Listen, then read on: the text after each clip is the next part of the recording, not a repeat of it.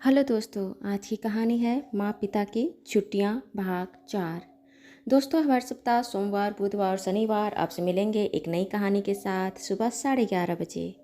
रमीला जी और सुजॉय जी की गाड़ी रात के 1 बजे एक घर के बाहर रुकी। रात को अंधेरा होने की वजह से आसपास की जगह रमीला जी देख नहीं पाई।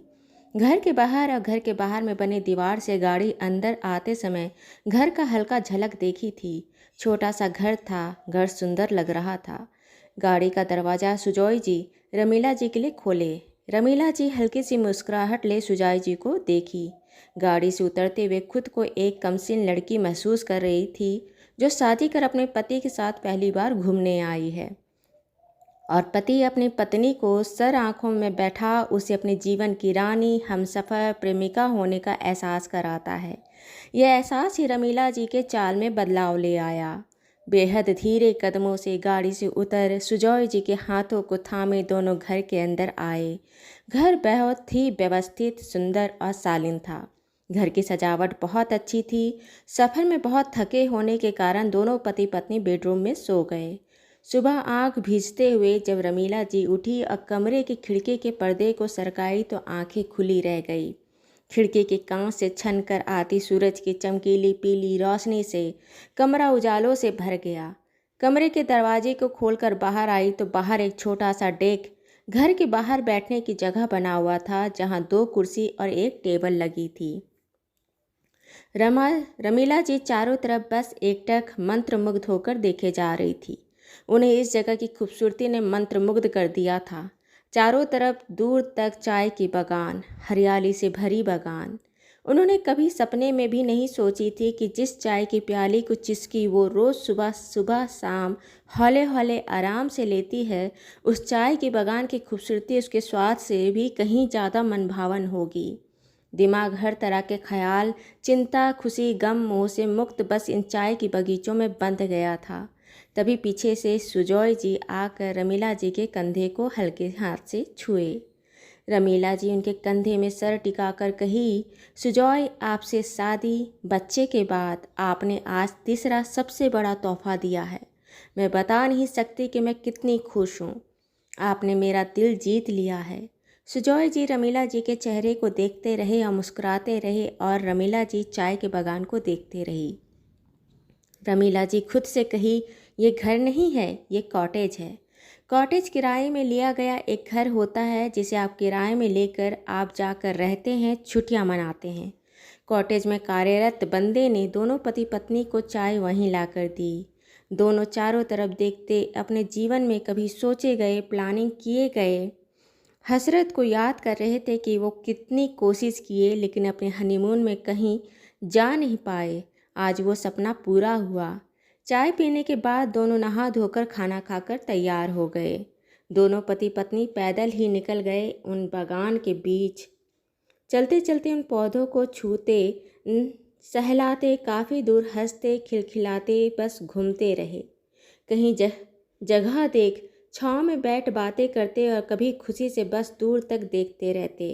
5 घंटे इसी तरह घूमने के बाद दोनों लौट गए।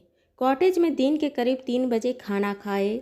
शाम को बाहर बैठे डूबते सूरज को देखते चाय की चुस्की ली और फिर बेफिक्री से बात करते करते रात को सो गए।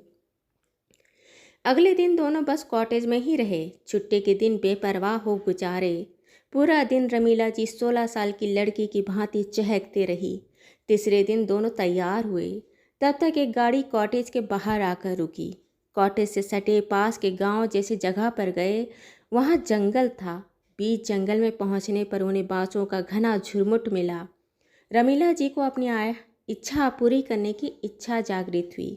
अचानक से वो भागी और पीछे कहीं बाँस के झुरमुट में छुप गई। चिल्लाकर कही, सुजॉय, मुझे ढूंढिए। सुजॉय जी भी अपनी पत्नी के शरारत में रंग गए। वो अपनी पत्नी रमीला को ढूंढने लगे और रमीला जी पकड़ में आई तो बच्चों की तरह खिलखिलाने लगी। लगभग 4 बजे के आसपास वो वापस कॉटेज पहुँचे। अगले दिन फिर उन्हें लेने गाड़ी आई। इस बार दोनों एक नदी के पास। वहाँ उस नदी में बहाव काफ़ी तेज रहता था।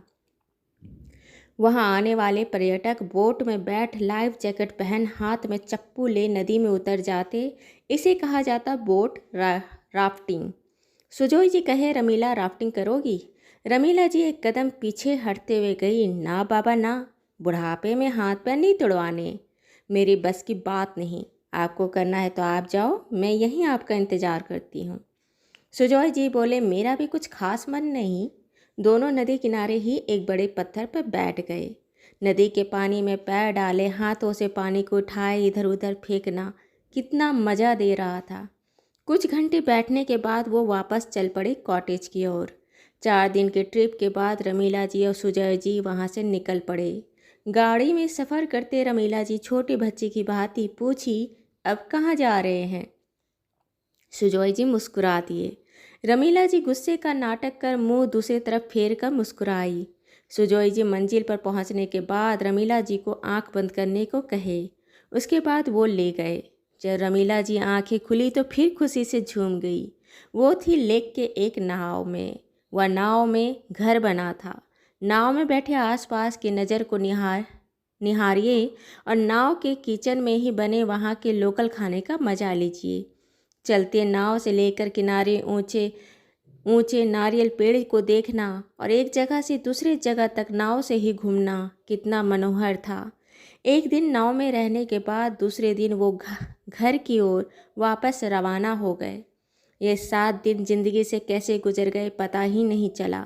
सुजोय जी अपनी पत्नी को देख रहे थे, वो पत्नी जो उनके हर कदम पर साथ खड़ी थी, मजबूत सपोर्ट बनकर।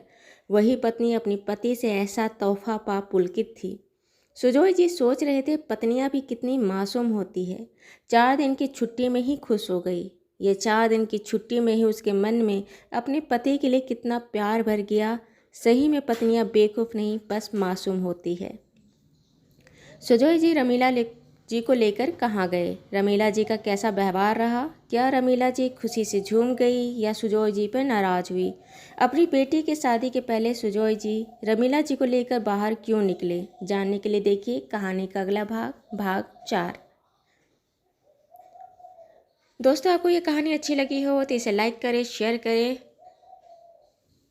और सब्सक्राइब करें। मिलते हैं एक नई कहानी के साथ एक छोटे से ब्रेक के बाद। धन्यवाद।